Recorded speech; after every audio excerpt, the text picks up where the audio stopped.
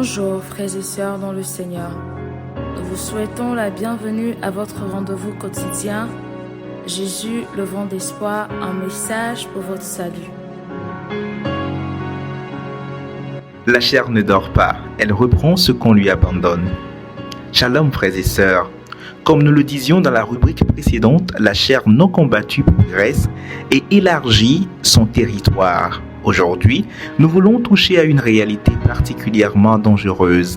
La chair ne se contente pas de défendre son terrain, elle cherche à récupérer tout ce qu'elle a perdu. Et si on lui en donne l'occasion, elle revient avec encore plus de force. Jésus lui-même avait illustré cela avec une image saisissante. Lorsque l'esprit impur est sorti d'un homme, il va par des lieux arides cherchant du repos et il n'en trouve point. Alors il dit, je retournerai dans ma maison d'où je suis sorti. Il y retourne et la trouve vide, balayée et ornée. Alors il va prendre avec lui 7 autres esprits plus méchants que lui. Ils entrent et s'y établissent. Et le dernier état de cet homme devient pire que le premier. Matthieu 12, les versets 43 au verset 45. La leçon est redoutable. Une vie délivrée mais non remplie est une maison vide.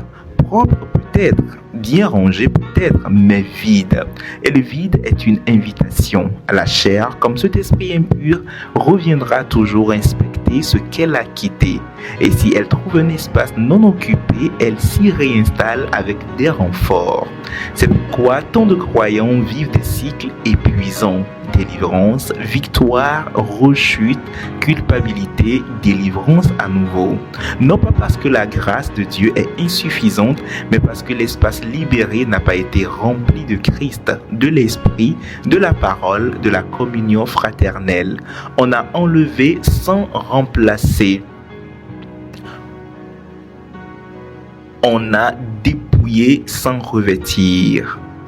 Paul avertit avec la même urgence que celui qui croit être debout prenne garde de tomber. 1 Corinthiens 10, verset 12. L'assurance de tenir est l'un des terrains préférés de la chair pour préparer sa reprise. C'est quand on croit ne plus avoir à veiller que la vigilance s'endort. Et c'est précisément dans ce relâchement que la chair regagne ses positions. Elle reprend ce qu'on lui abandonne. Elle récupère les zones qu'on cesse de surveiller.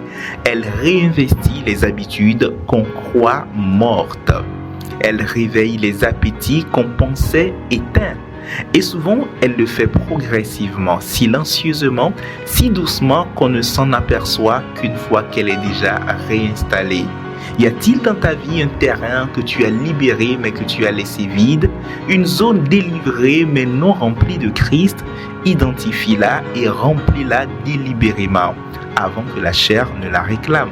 La chair revient toujours inspecter ce qu'elle a quitté. Ne lui laisse aucun espace vide.